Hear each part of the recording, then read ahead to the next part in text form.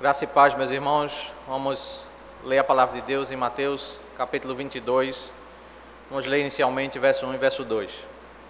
De novo, Jesus lhes falou por parábolas, dizendo: o reino dos céus é semelhante a um rei que preparou uma festa de casamento para seu filho. O Evangelho segundo Mateus, nós temos a parte final do Evangelho, capítulo 21 ao capítulo 28. É o clímax. Depois de toda a estrutura de preparação, aqui nós temos a sessão final do Evangelho. E dentro dessa sessão final nós temos o capítulo 21 ao 23, uma série de ensinos, onde nós temos um confronto de Cristo com os líderes judaicos, os principais sacerdotes, escribas e fariseus. Temos uma sessão de confrontação. Nós temos uma estrutura bem interligada do capítulo 21 ao 23. Se nós observarmos o capítulo 21, ele inicia com uma entrada, o texto que nós conhecemos como entrada triunfal, Cristo entrando em Jerusalém, e o povo em alegria, ele sai da cidade para se encontrar com o Senhor, e ali eles vão com júbilo, se alegrando pela chegada do Redentor. Eles cantam reconhecendo que Ele é o Messias, e sobre a ideia da salvação chegada pelo filho de Davi no meio do povo. Se nós olharmos lá para o final do capítulo 23, nós vamos ver o movimento oposto, quando ali em Mateus 23, verso 37 ao 39, nós temos uma preparação para a saída da cidade, o que acontece nos primeiros versículos do capítulo 24. Mas é um texto marcado por um lamento. O próprio Senhor, ele lamenta pela rebelião, pela rejeição do povo. E aí ele diz em Mateus 23, verso 37, Jerusalém, Jerusalém, você que mata os profetas e apedreja os que lhe são enviados. Quantas vezes eu quis reunir os seus filhos, como a galinha ajunta os seus pintinhos debaixo das asas, mas vocês não quiseram. Desde que a casa de vocês ficará deserta, pois eu lhes afirmo que desde agora não me verão mais, até que venham a dizer: bendito que vem em nome do Senhor. É um texto em que o Senhor lamenta a rebeldia do povo. O Senhor se prepara para a saída da cidade, sair do meio do povo, sair do templo. Está em oposição àquilo que se inicia no capítulo 21. Se nós voltarmos também para o capítulo 21, especialmente versículo 12 ao versículo 22, nós vamos ver um texto que, depois daquela entrada triunfal, o Senhor se encontra com um contexto infrutífero, um contexto religioso, é verdade, onde pessoas professam Deus, mas o texto nos mostra uma adoração infrutífera, porque logo depois da cena em que as pessoas estão cantando ao Senhor, celebrando e dando glórias ao Senhor, o Senhor chega ao templo e ali ele encontra uma casa de oração tomada pelo comércio. E olhe que o comércio que há naquele local é a mesa de pessoas que estão vendendo pombas para ajudar as pessoas que estão chegando para adorar o Senhor, os animais que serão oferecidos em sacrifício. Outros estão fazendo câmbio, porque pessoas vêm de vários locais e querem ofertar no templo, e eles fazem a troca do dinheiro para poder ofertar ao templo. Mas nada disso justifica a transformação que aquele ambiente estava vivendo. Um ambiente que estava agora se tornando uma casa de comércio, e o Senhor enfrenta o povo mostrando a sua ira, porque eles haviam desvirtuado a casa de oração. O texto seguinte, a partir do verso 18, da figueira sem fruto, a figueira que é o símbolo de Israel, ela retrata muito bem os versos anteriores, porque exatamente a figueira sem fruto é o cenário que ele encontrou ali no templo. Um povo que diz ser adorador do Senhor, mas que não dá frutos, adoração infrutífera. E esse texto, ele encontra o seu paralelo exatamente em Mateus capítulo 23, quando o Senhor minuciosamente descreve os adoradores infrutíferos, aqueles que professam orientar o povo na vontade de Deus, se assentam na cadeira de Moisés, principais sacerdotes, escribas, fariseus, mas eles estão desvirtuando a palavra do Senhor, estão corrompendo o ensino do Senhor, quando eles estão vivendo várias práticas contrárias à santa vontade de Deus.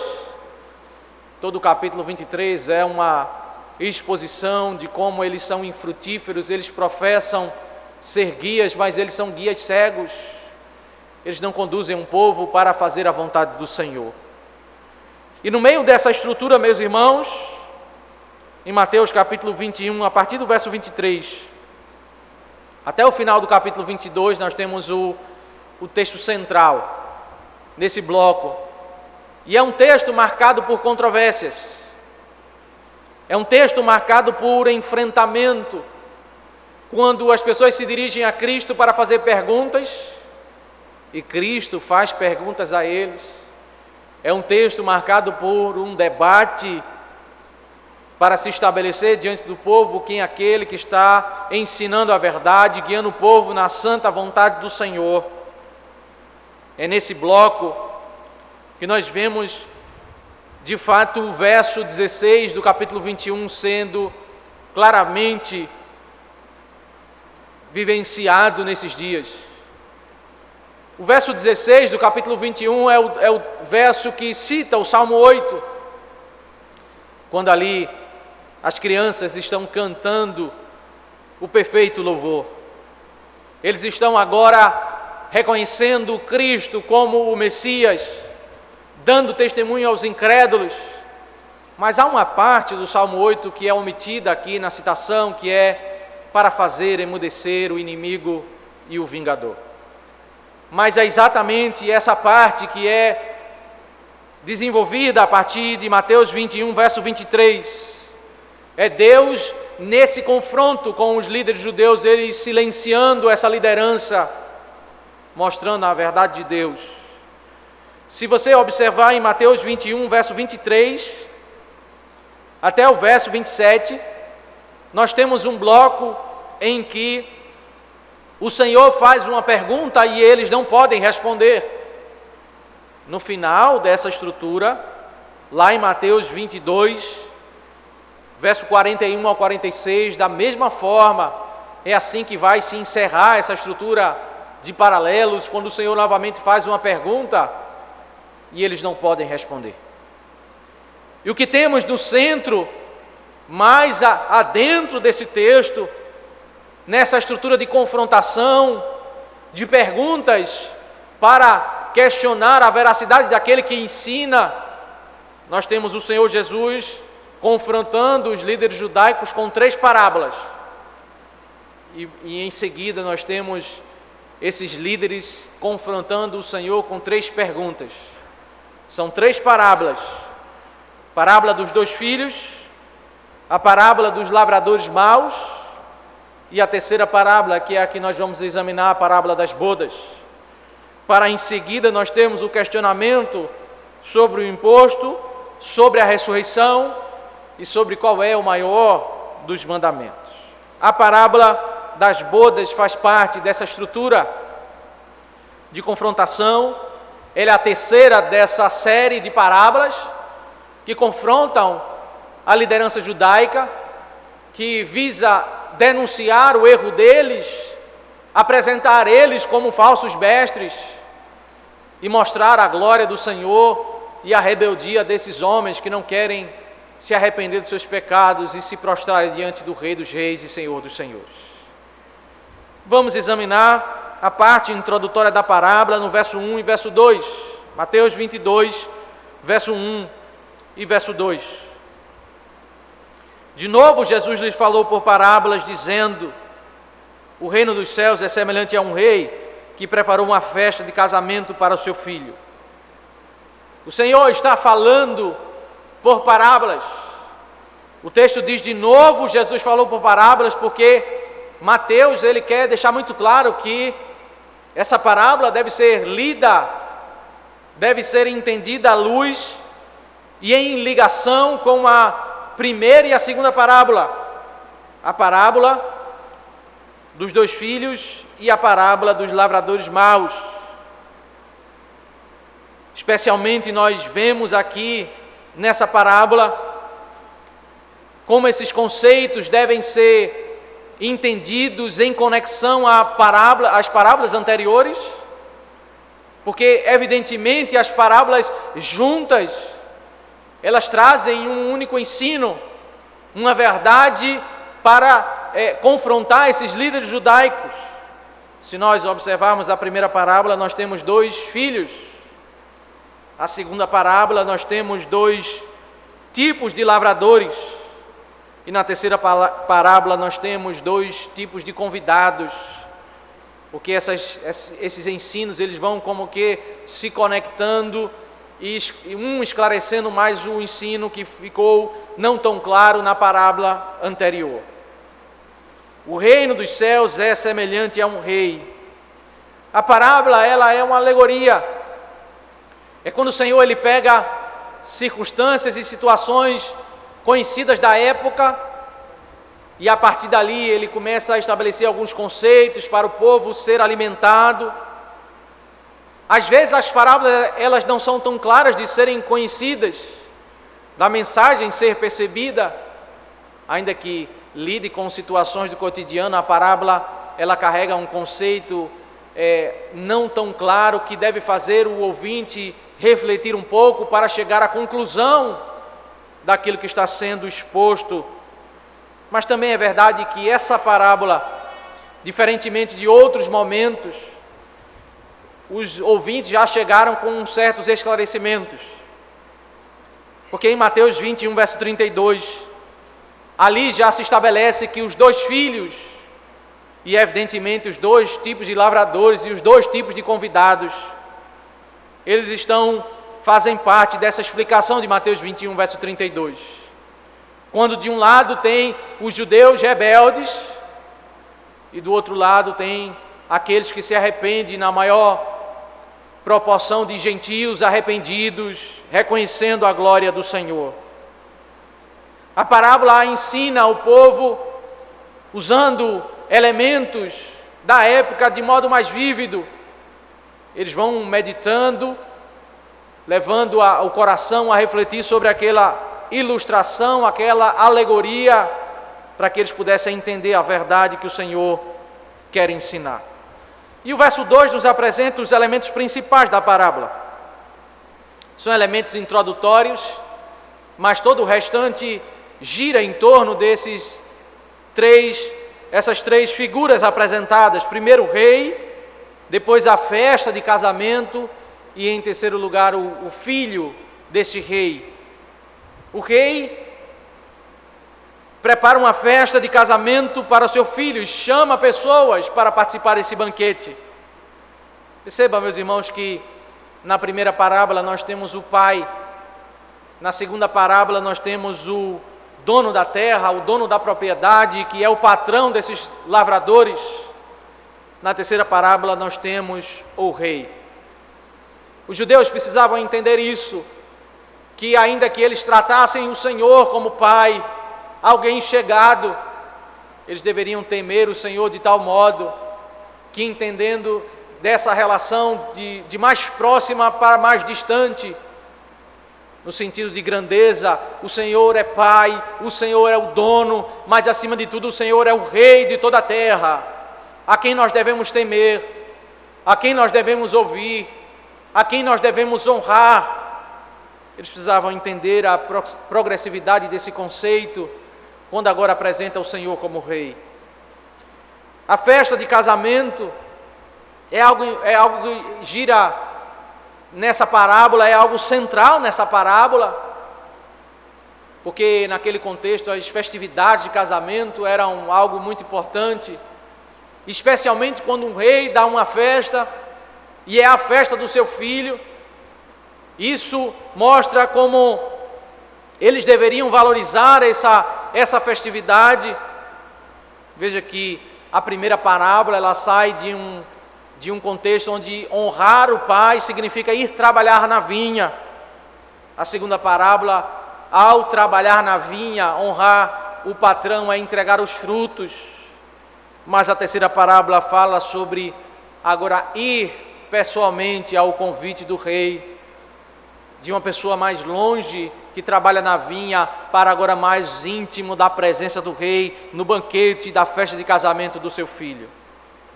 E é o filho do rei a pessoa dessa festividade. Se na segunda parábola a grande estratégia dos lavradores foi matar o filho, a terceira parábola destaca que a morte desse filho não é o fim, porque é depois da morte que vai acontecer o casamento, as bodas do cordeiro. É depois da morte que o filho vai ter esse momento tão glorioso. Mas quando nós olhamos a partir do verso 3 ao verso 7, nós temos o tratamento desse rei para com os primeiros convidados.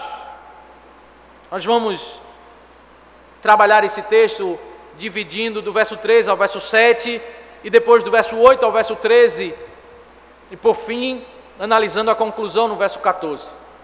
Porque, seguindo a estrutura das parábolas anteriores, o foco dessas estruturas é sobre os dois filhos, os dois tipos de lavradores e os dois tipos de convidados. Esse é um enfoque que o Senhor está desenvolvendo. E do verso 3 ao verso 7, o Senhor vai tratar sobre o primeiro tipo de convidado. O verso 3, o texto diz: enviou seus servos a chamar os convidados para a festa, mas estes não quiseram vir. Enviou ainda outros servos, dizendo: diga aos convidados, eis que já preparei o meu banquete, os meus bois e animais de engorda já foram abatidos, e tudo está pronto, venham para a festa. O verso 3 nos mostra o convite que o rei fez por intermédio dos servos a esses convidados. Naquele contexto, o rei mandava chamar os nobres para uma cerimônia tão importante na vida desse império, desse reinado. O filho do rei iria se casar. Era um momento especial, um momento que deveria ser valorizado por todo o povo, especialmente por esses que tinham a honra de receber o convite.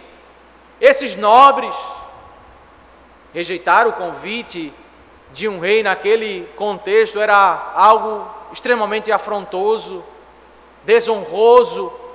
Uma pessoa recebia o convite do rei do casamento do seu filho, e ao rejeitar esse convite ele estava desrespeitando a pessoa do rei, desprezando o filho do rei e desconsiderando aquele momento tão importante que era o casamento do filho do rei. E é exatamente o que esses convidados fazem. Eles ouvem o chamado dos servos e eles não querem ir. Mas a parábola quer enfatizar a bondade do rei, como ele é gracioso em convidar esses convidados. Nós temos um segundo movimento no verso 4 ao verso 6, quando esse mesmo grupo de convidados, eles vão ter um novo convite. O verso 4 diz: enviou ainda outros servos, dizendo: diga aos convidados, eis que já preparei o meu banquete. Os meus bois e animais da engorda já foram abatidos. O rei agora manda os servos anunciarem como vai ser boa essa festa, como vai ter comida farta, como eles vão ser abençoados. O rei não está chamando eles para sofrerem. O rei está enfatizando e desenvolvendo aqui, dando mais informações nesse segundo convite. Como eles vão usufruir de animais cevados, como eles vão chegar mais próximo da presença do rei, e eles vão se deleitar naquele grande banquete, grande festividade. Mas o verso 5 diz: mas os convidados não se importaram e se foram, um para o seu campo, outro para o seu negócio. Outros, agarrando os servos, os maltrataram e mataram. Esses convidados, à semelhança do primeiro convite que foi feito, eles rejeitam, mas aqui o texto ele se preocupa em dar mais informações de como foi essa rejeição, por que aconteceu essa rejeição. Eles não se importaram. Alguns agiram com desprezo, seja por causa do campo deles, do cuidado das coisas que eles tinham, da própria vida deles. ou seja, porque eles tinham negócios dessa vida e eles estavam preocupados com o comércio que eles tinham estabelecido. Eles não estavam preocupados com a presença do rei. Essas pessoas desinteressadas desprezam a honra ao rei devida, a importância daquele evento. Outros, ainda mais grave, eles receberam um convite de um banquete gracioso, um banquete bondoso da parte do Senhor, mas o texto no verso 6 diz que outros, agarrando os servos, os maltrataram e mataram. É impressionante como eles reagem com ira a um chamado bondoso, um chamado gracioso. Eles amarram esses servos, eles espancam esses servos e eles matam. A ideia da morte é uma ideia que repete a estrutura da segunda parábola, quando aqueles lavradores mataram o filho quando ele foi buscar os frutos. Esses convidados, eles são semelhantes aos maus lavradores. Eles têm ódio pelo convite da graça. Eles têm ódio por aquela mensagem que foi chegada ao coração deles, ao ouvido deles. Eles não têm prazer nessa festividade do rei, nem no seu filho. Eles matam os mensageiros. E no verso 7 nós temos o rei visitando esse povo, esses convidados. O rei ficou furioso e, enviando as suas tropas, exterminou aqueles assassinos e incendiou a cidade deles. O Senhor visita esse povo. Perceba que na primeira parábola nós temos o Senhor dando ordens a 2 filhos, mas não fala-se na primeira parábola sobre o juízo, sobre consequências do que o Senhor faria ao filho rebelde. Na segunda parábola nós temos a promessa de que o Senhor vai visitar com ira aqueles lavradores maus que mataram o seu filho, mas não há realização. Mas na terceira parábola nós temos o cumprimento. O Senhor não fala, o Senhor promete, e agora o Senhor cumpre. O Senhor visita, mas agora não são enviados servos mensageiros, mas são enviados as tropas, o exército desse rei, para exterminar aqueles assassinos, aqueles que receberam a mensagem com ódio, aqueles iriam ter suas cidades incendiadas, destruídas por tamanho repúdio e desonra para com o rei. Eles seriam visitados com a ira do Senhor. E aí nós chegamos a verso 8 ao verso 13, quando o Senhor agora vai tratar com um segundo grupo de convidados. Então disse aos seus servos: a festa está pronta, mas os convidados não eram dignos. Vão, pois, para as encruzilhadas dos caminhos e convidem para o banquete todos os que vocês encontrarem. Esse bloco, ele repete a estrutura do verso 3 ao verso 7, quando nós temos o convite e depois uma visitação. O verso 8, nós vemos que o Senhor se dirige aos servos, do que eles deveriam dizer aos convidados, falando sobre como aqueles primeiros nobres que foram convidados, eles de fato não agiram como nobres, eles não foram dignos do convite, dignos de como eles deveriam tratar o rei, tratar o filho do rei e tratar aquela festividade, as bodas do filho do rei. A festa está pronta, eles deveriam ir agora para as encruzilhadas dos caminhos, para os lugares mais distantes, onde viviam as pessoas mais pobres, as pessoas mais desprezadas da sociedade. Não viviam ali os nobres. Ali eles iriam convidar para o banquete todas as pessoas que eles encontrassem. Eles deveriam ouvir o convite gracioso do rei e serem trazidos para participar do banquete da graça, do banquete gracioso. O verso 10 diz: e saindo aqueles servos pelas estradas, reuniram todos os que encontraram, maus e bons, e a sala do banquete ficou cheia de convidados. maus e bons na perspectiva dos homens, porque todos viviam distantes, eles não faziam parte da nobreza desse reino, eles eram diferentes em costumes, em práticas. Na perspectiva dos homens, eles eram classificados como maus e bons. Mas o rei vai até eles, esses que vivem nas encruzilhadas dos caminhos, e chama graciosamente para participar desse banquete. E a sala do banquete ficou cheia de convidados, cumpriu-se o propósito do rei, cumpriu-se o decreto do rei, que é que pessoas participem, honrem o filho, honrem o pai. O banquete, a sala do banquete ficou cheia de convidados, aquilo que o Senhor este rei havia determinado estava sendo cumprido. E aí nós temos no verso 11 ao verso 13, quando o rei visita esses convidados. Mas quando o rei entrou para ver os que estavam à mesa, notou ali um homem que não trazia veste nupcial. Naquele contexto, quando uma pessoa era chamada para um casamento do filho de um rei, especialmente essas pessoas que viviam nas encruzilhadas, elas não tinham condições de se vestir adequadamente. Elas tinham que ser vestidas com roupas devidas para aquele momento. E era comum naquela cultura, o rei, ao estender o convite a essas pessoas, ele enviava uma veste apropriada, porque as pessoas não tinham condições de, pelos seus próprios recursos, estar vestido adequadamente para as festividades. O rei enviava a veste no convite, e as pessoas, ao usarem a veste dada pelo rei, a veste devida, eles estavam adequadamente participando daquela festividade.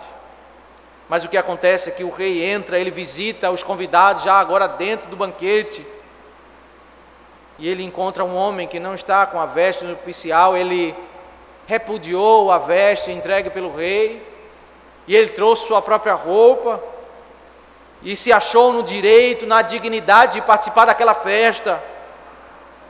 O rei confronta e perguntou-lhe: amigo, como você entrou aqui sem veste nupcial? E ele emudeceu.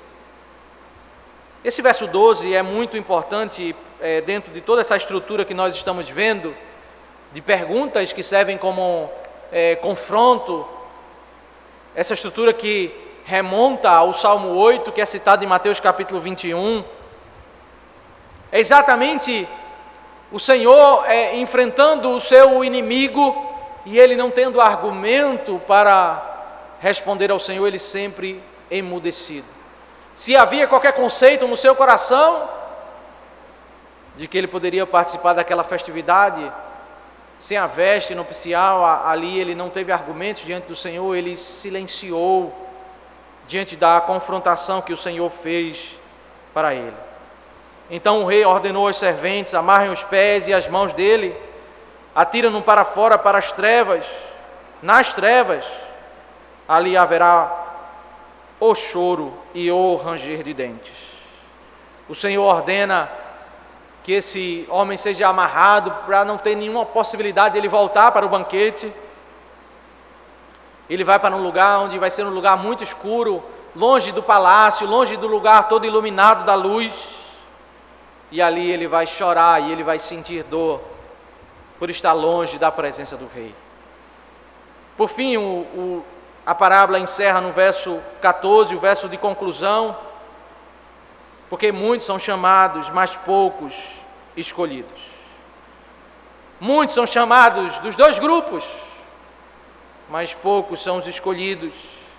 Os que respondem corretamente, estão vestidos corretamente com a veste nupcial para adentrar a presença do rei. Mas, meus irmãos, qual é a narrativa por trás dessa alegoria? A parábola é uma ilustração, uma alegoria, mas há um conceito por trás dessa alegoria que o Senhor está ensinando aos seus ouvintes. A parábola nos ensina sobre o Rei, Deus o Pai, sobre o seu Filho Jesus Cristo e sobre a festa de casamento, a festa do banquete escatológico, o banquete que ocorrerá na glória, depois da segunda vinda de Cristo, quando o Senhor se unir por toda a eternidade com a igreja. É sobre essa festa de casamento que a parábola trata. O verso 3 começa a narrar sobre o envio de servos para convidar pessoas para participar desse banquete. Esses servos do verso 3 são os profetas do Antigo Testamento, todos os pregadores do Antigo Testamento que foram aos judeus, e eles simplesmente não quiseram entrar na presença de Deus. Se nós lermos, meus irmãos, o Antigo Testamento, nós vamos ver a marca do povo judeu: é um povo rebelde, é um povo que não quer ouvir a vontade do Senhor, é um povo que não quer ouvir aquilo que os profetas estão dizendo. O contexto de Isaías nos mostra muito bem essa contínua rebeldia do povo de Israel, em que Deus envia servos para chamar o povo à sua intimidade, à sua presença, e eles continuamente estão voltando contra o Senhor. Verso 4, nós temos outros servos sendo enviados. A parábola agora avança para o contexto do Novo Testamento, quando João Batista, o Senhor Jesus Cristo, como também os apóstolos e toda a igreja vai aos judeus pregando o Evangelho, e os judeus não querem ouvir. Eles não querem ouvir a mensagem do rei que chama para o banquete da graça. Esse convite, ele é um convite com mais informações, é um convite com mais esclarecimentos, se fala dos detalhes desse banquete. É exatamente isso que aconteceu no Novo Testamento, com João Batista, com Cristo e com os apóstolos. O evangelho pregado, que em essência é o mesmo evangelho pregado do Antigo Testamento, mas agora eles estão lidando com um tempo de mais informações, de mais detalhes, de mais informações sobre como é gracioso e bondoso esse banquete. Mas apesar disso, o desinteresse continua, porque eles estão preocupados com o negócio deles, com a vida deles. Os judeus desses dias estão preocupados com Roma, com se libertarem do Império Romano. Alguns ficam raivosos ao ouvir a pregação do Evangelho, e por isso João Batista foi morto, por isso Jesus Cristo será morto na narrativa do Evangelho, e por isso muitos dos apóstolos foram assassinados, porque eles não queriam ouvir a mensagem da graça, o convite do Senhor para este banquete. E o Senhor promete, o verso 7 fala sobre uma promessa de ira, de visitação. Esse verso 7 se cumpre no ano 70, quando o Senhor visita Jerusalém, Israel, e destrói o templo, destrói aquela cidade e espalha os judeus por todas as nações. De fato, Mateus, tanto no capítulo 23, no final do capítulo, como em Mateus 24, verso 2, o texto trata sobre essa visitação de ira que o Senhor vai fazer para com a nação de Israel, porque eles rejeitaram o Messias, porque eles não quiseram temer o rei, respeitar o rei e receber devidamente o convite para esse casamento. Eles serão visitados com a ira do Senhor, eles serão punidos, porque eles se rebelaram. Esses convidados são os judeus que se rebelam contra o Senhor. Mas o verso 8 começa a mostrar agora o Senhor enviando os servos para convidar aqueles que estão nas esquinas, nas encruzilhadas. São os gentios, somos cada um de nós, em que o Senhor veio nos tirar de uma vida de longe da sua presença, sem dignidade alguma, ainda que fôssemos considerados pelos homens como maus ou bons. Mas a verdade é que nós estávamos nas encruzilhadas, longe da presença do rei, e o Senhor enviou os seus servos para todas as tribos, línguas e nações, para serem reunidos nesse banquete, para adentrarem na presença do rei, para estar presente naquele momento glorioso do banquete que ocorrerá depois da segunda vinda de Cristo. Mas a parábola também nos informa que haverá pessoas dissimuladas, pessoas que respondem positivamente ao convite, mas elas não querem as vestes nupciais, elas não querem a veste dada pelo rei, a obra de Cristo, a obra redentora, confiar somente em Cristo para ser revestido de dignidade e entrar na presença do rei. As pessoas que querem confiar nos seus próprios méritos, que querem entrar na mesa, sentar-se na mesa do Senhor e desfrutar desse banquete pelos seus próprios méritos, pela sua bondade, encontram exatamente a figura desse homem, que ele entra na festividade sem a veste nupcial, sem os méritos de Cristo. Ele não entende que a salvação é pela fé, ele está confiando nas obras e os méritos para ser salvo. Ele professa ser um servo de Cristo, um servo de Deus. Ele professa honrar o rei, ele quer fazer parte desse banquete, mas ele quer fazer isso usando as suas vestes, os seus méritos. Ele não acredita que a salvação é pela graça, pela fé. Ele acha que pela sua conduta que ele é salvo. Naquele dia o Senhor ele vai se dirigir a essas pessoas: como você acha que você pode entrar aqui sem as vestes nupciais, sem a obra de Cristo, sem estar fundamentado na obra de Cristo para ter a salvação e ter o privilégio de adentrar a presença de Deus? O resultado é que o Senhor vai lançar fora essa pessoa no lago de fogo. Ali haverá choro e ranger de dentes, ali haverá um sofrimento, não como comparado com qualquer sofrimento desta vida, mas o texto literalmente diz: ali haverá o choro.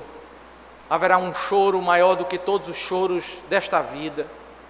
Haverá um ranger de dentes, um sofrimento, uma dor inigualável, pois por toda a eternidade uma pessoa vai passar sofrendo longe da presença de Deus, um lugar de escuridão e trevas, um lugar de choro e um lugar de sofrimento.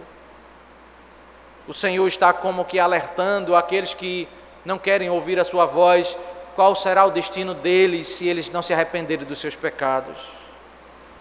A conclusão é que o Senhor, Ele escolhe o seu povo, e são os escolhidos, meus irmãos, que adentram a sua presença.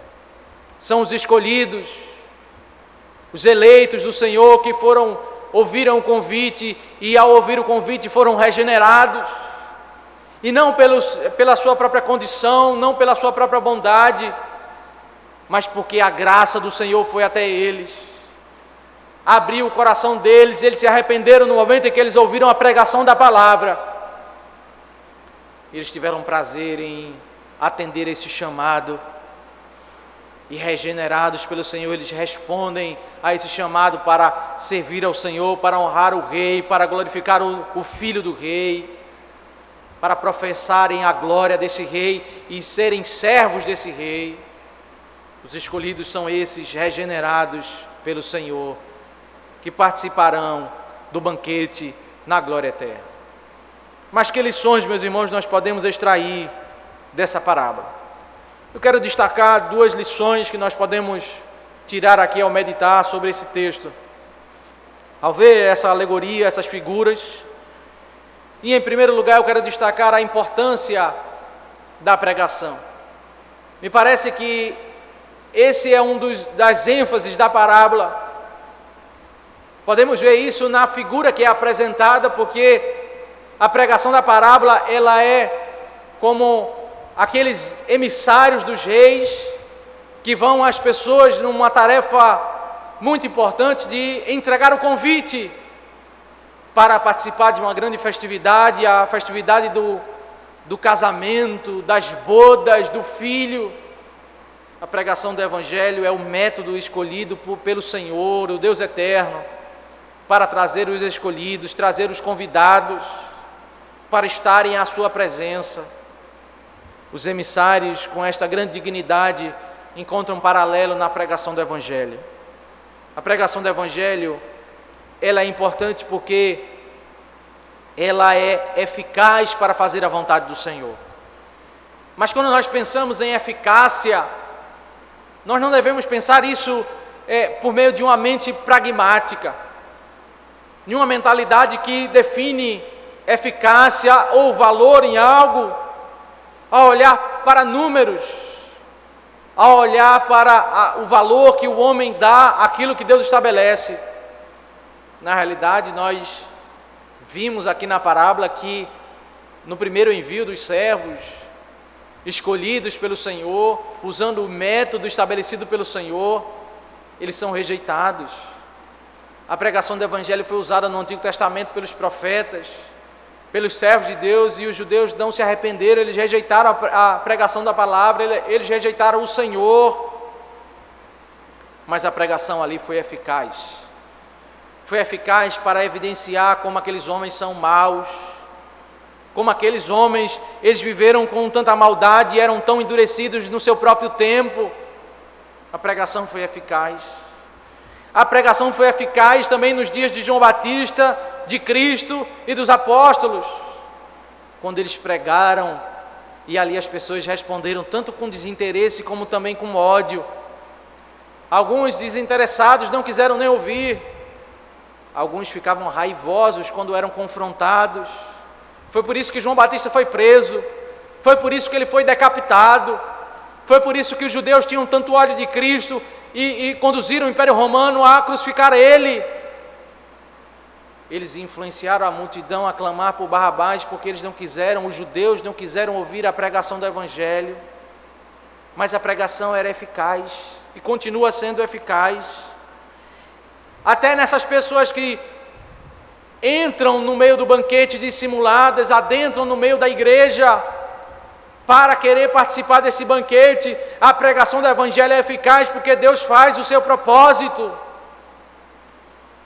A pregação do Evangelho é eficaz para trazer vida ao coração daqueles a quem o Senhor regenera. A pregação do Evangelho é eficaz para trazer o seu povo à sua presença. A eficácia da pregação não está no número, não está no parecer que os ouvintes dão aquilo que o Senhor estabelece. A pregação do Evangelho é o método eficaz estabelecido pelo Senhor, porque o Senhor, o Deus eterno, Ele utiliza-se desse meio para fazer, no dia final, a sala do banquete estar repleta de convidados. O número exato, nem menos nem mais, o número que Ele determinou vai estar ali cumprido, porque o Deus usa a pregação do Evangelho para fazer a sua vontade. É pela pregação do Evangelho que nós, como igreja, somos alimentados. É pela pregação do Evangelho que o Senhor estabelece a sua vontade para aqueles que estão distantes do Senhor. Mas também há uma outra lição que nós podemos extrair, além de entendermos o valor da pregação do Evangelho. Nós precisamos entender que uma das ênfases da parábola, desse bloco que vem ocorrendo de 3 parábolas, é de que os ouvintes, aqueles que estão diante da pregação do Evangelho, eles devem ter uma resposta positiva.